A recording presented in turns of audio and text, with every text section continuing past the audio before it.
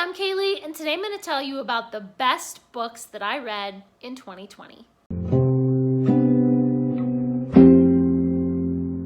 I actually had such a good reading year in 2020, and for the most part, I really enjoyed just about everything that I read. When I look at my stats, there were only 56 books that I gave a 1 to 3 star rating. So only 56 books that it was like kind of meh or just really hated it, from 1, 2, and 3 stars. But the majority of the books that I read, 87% of the books that I read in 2020 got a 4 or 5 star rating. So I'd say that's pretty good. So I was trying to do 10, but of course I ended up with 11.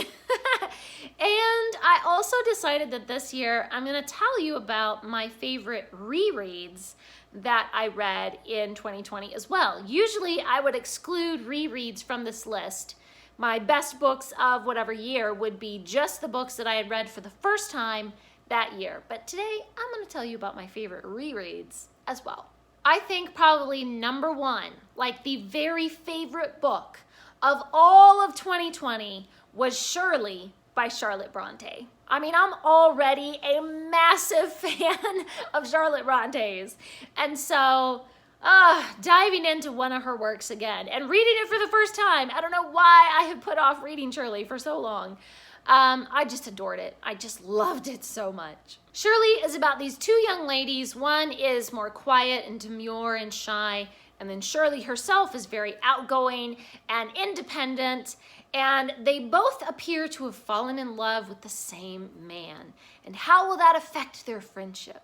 In true Charlotte Bronte style, it has powerful writing, complex characters, incredible plot twists, and lots of action and mystery and kind of moodiness in there. I just loved everything about Shirley. I was so fascinated with all the amazing characters. I was drawn in by that vivid writing style that I love. It was a complete triumph for 2020.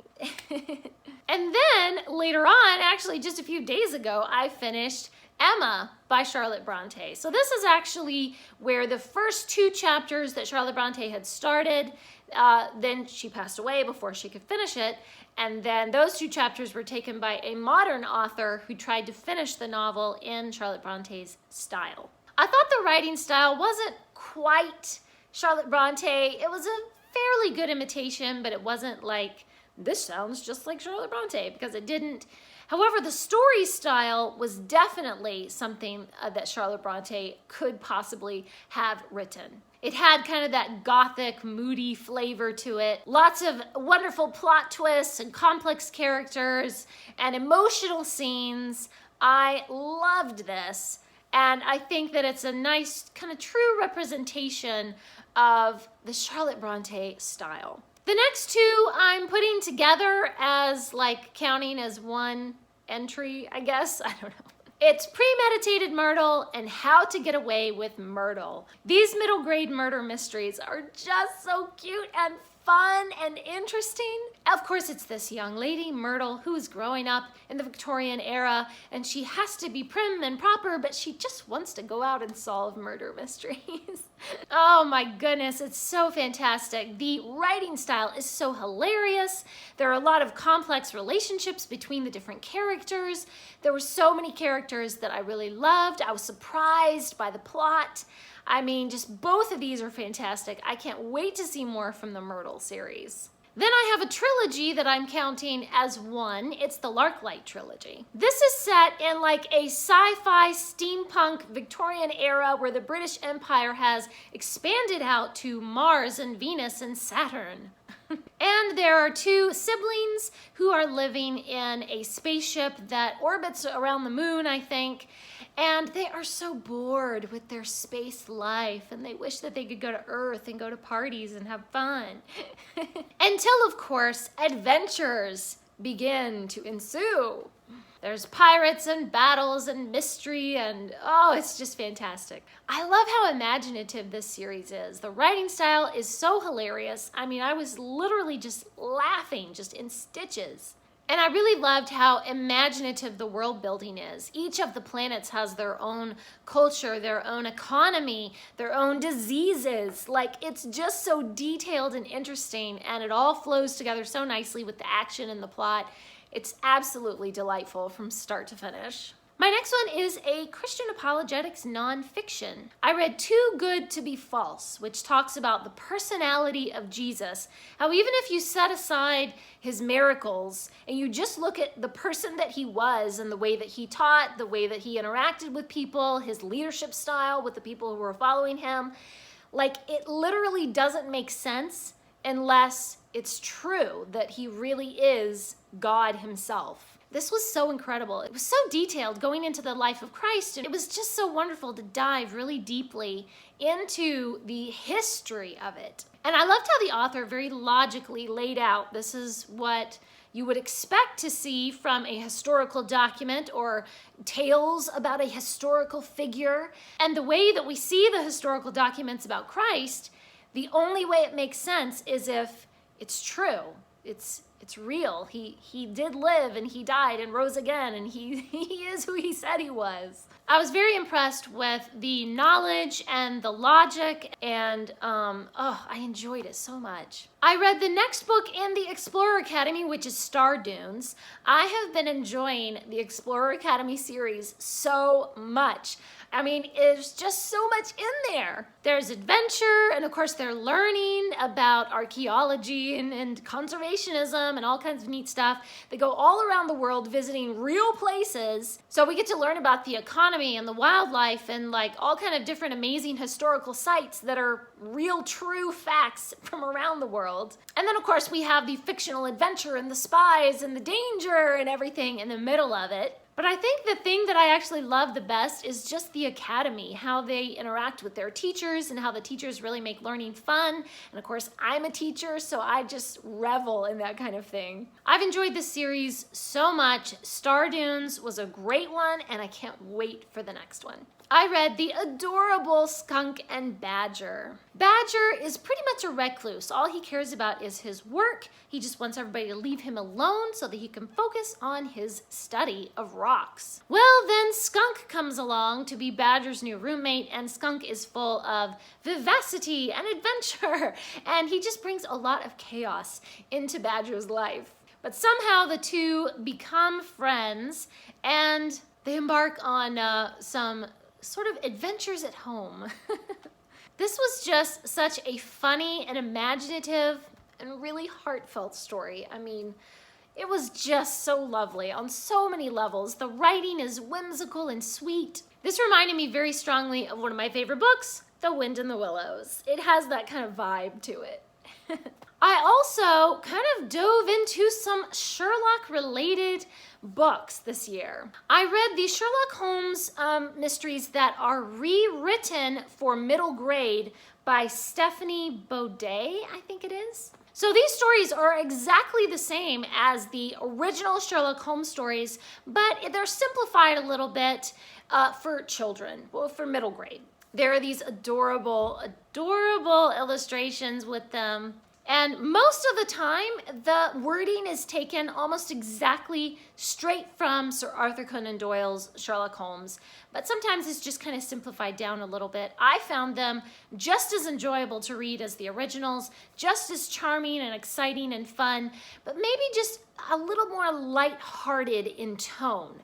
I just loved it. I thought it was so well done, such a great way to introduce middle grade kids to classics. And I just can't get over those awesome illustrations. They're so fun. Well, then I was ready for some more Sherlock Holmes, and so I read the Sherlock Holmes Academy Quartet. So this is kind of set in a modern world, but Sherlock Holmes was a real historical figure in this world. And so there is a Sherlock Holmes Academy that is a detective agency. It's actually an academy for children to grow up and learn to be detectives. So they take classes like, fingerprinting and observation, and, they take detective type classes. There's all of this historical connections back to Holmes and Watson and Moriarty. And of course we follow some kids at the academy, and of course they're trying to solve a mystery. The characters are really personable, really interesting. The plots just weave around all over the place. And of course, there are a lot of wonderful little tidbits. If you already know the Sherlock Holmes stories, then that gives you a lot of clues into the current mysteries that they're trying to solve, because it all ties back to that history of Sherlock Holmes. If you're a Sherlock fan, I think you would really enjoy these. They're just so fun. I just love these so much.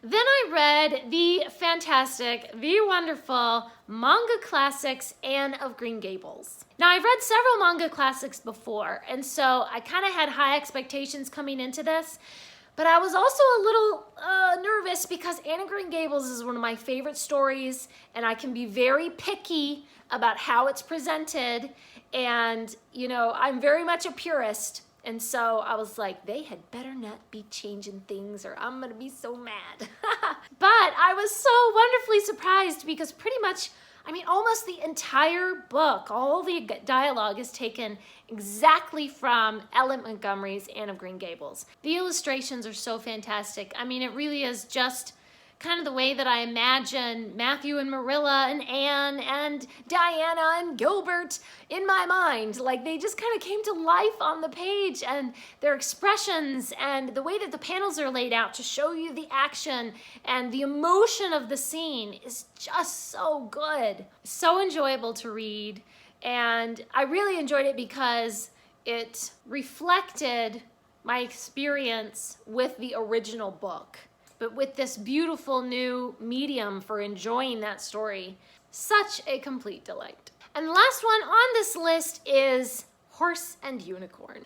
Now, Unicorn and Horse. Horse is a plain brown horse who eats hay, and Unicorn is beautiful and lovely and sparkles and eats cupcakes for breakfast.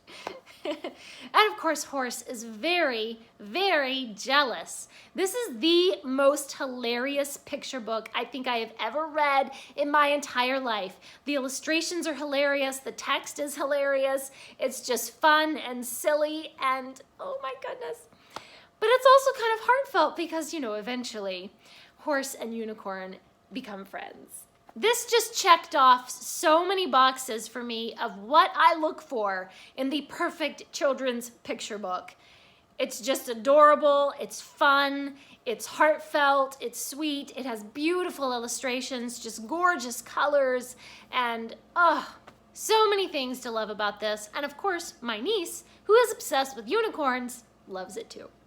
All right, this is becoming a rather long video as I gush about all my favorite books, but I am going to go ahead and just mention really quickly, if I can, the rereads that are my favorites from 2020. So I reread my very favorite Roald doll, which is, of course, Matilda, because Matilda loves books. So I've completely lost count of how many times I've read Matilda. It's probably 7 or 8 times.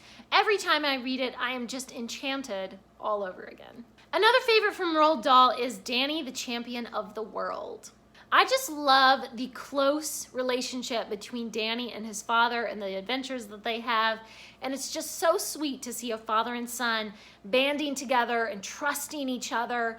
And it just gets me right here in the feels every time.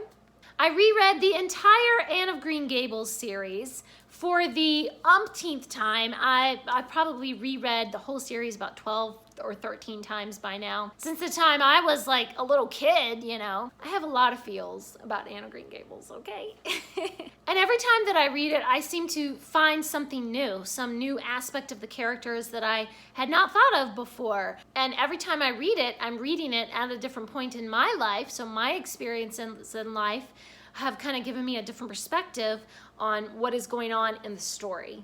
This is why I love rereading my favorites, because you always find something a little different, a little new, and you get to revisit some of your favorite things. It's fantastic. I also reread the American Girl series of my favorite American Girl, Samantha. I was obsessed with Samantha when I was a little girl. I especially remember the one where it's Samantha Learns a Lesson. That was my favorite out of the series because Samantha tries to teach another little girl and she sets up her own little school to try to tutor her.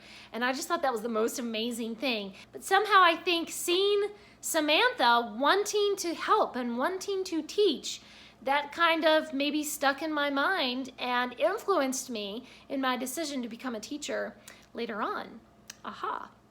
So these books are really important to me, not just because of the nostalgia, but because these are books that eventually made me who I am. I also reread Mansfield Park, which previously I had only read once, and I think I was probably like 17 or 18. Before this year, I would have said that Mansfield Park was my least favorite of Jane Austen's books, but on rereading it, I've actually found that I really enjoyed it so much more as an adult. Just coming at it with a more mature perspective, I was able to see so much more kind of going on underneath the surface in the relationships between Fanny and her relatives and everything. So I really appreciated a lot more of what was happening in the story and just kind of the complexity of the plot and the complexity of the relationships there. I found it really, really enjoyable. If you've read Mansfield Park and you didn't enjoy it that first time, I really encourage you to give it a second try. I also reread A Little Princess, which is always one of my favorites. A Little Princess and The Secret Garden are kind of my go-to rereads when I'm feeling kind of stressed out or have a lot of anxiety, because they're just such sweet stories. It was very enjoyable to read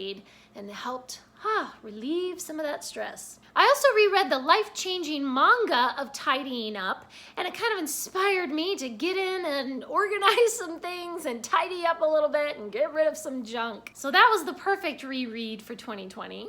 I reread Under the Lilacs by L.M. Alcott. This is another one that is a go-to reread whenever I'm feeling stressed or anxious, because it's such a lovely, sweet story about this young man who has escaped from the circus, and he finds friends, he finds a new family. It's just such a sweet story. L.M. Alcott is known for her really lovely and just very sweet and wholesome stories, and I love reading those when I'm all stressed out and anxious.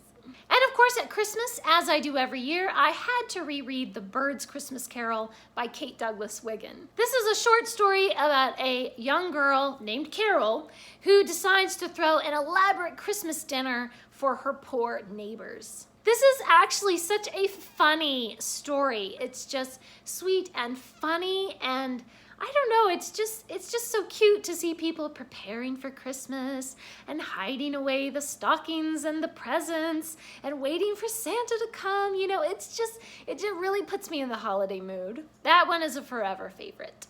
And those are my favorite first-time reads and rereads from 2020. Please leave me a comment down below and let me know what are some of your favorite books that really brought you comfort and that were just joyful for you to read in 2020. Thanks for watching. Please subscribe, and remember, the right book in the right hands at the right time can change the world.